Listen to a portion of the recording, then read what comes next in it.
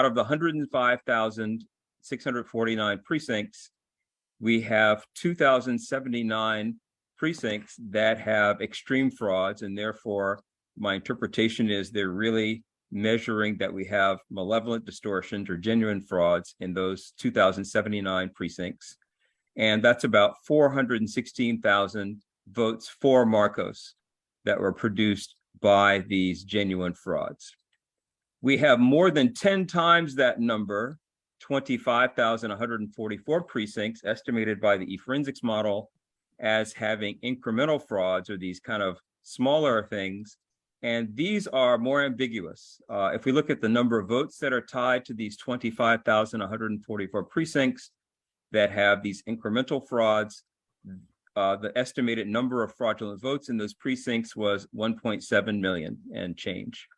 And so the issue is that certain signs in the estimated pattern, and I won't get into the details of how that is now. You can see the paper. It turns out to be the values of particular coefficients estimated in the model, suggest that these 1,700,000 votes are produced by a mix of manufactured votes, which come from bad acts or malevolent distortions, genuine frauds, and this is about a third of those, and about 2/3 of these 1.7 million votes are probably results of the giant alliance, and therefore symptoms of strategic behavior by electors who decided to switch their votes between candidates.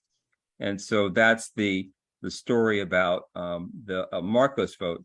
So in either case, the total of these two is only about 2.1 million votes, and so that's not enough to have changed the outcome, no matter what you think about the votes, though whether you think that's enough to invalidate the election is a very different consideration. But it's not enough to have changed the outcome in terms of just arithmetic. For vice president, this is the votes that are for Sarah Duterte. We have eForensics estimating that there are more precincts, 2,156, that have these malevolent distortions because of extreme frauds. And it's slightly more votes than for Marcos. It's 467,000 votes. And the precincts that have incremental fraud is actually less than half of those for Marcos. It's only 11,310, and only 700, I don't know if this is only or not, but it's only 800,000 votes for Duterte that are again produced by this mix of about 1/3 of these are due to this fake turnout, and the other 2/3 are probably related largely to the strategic behavior.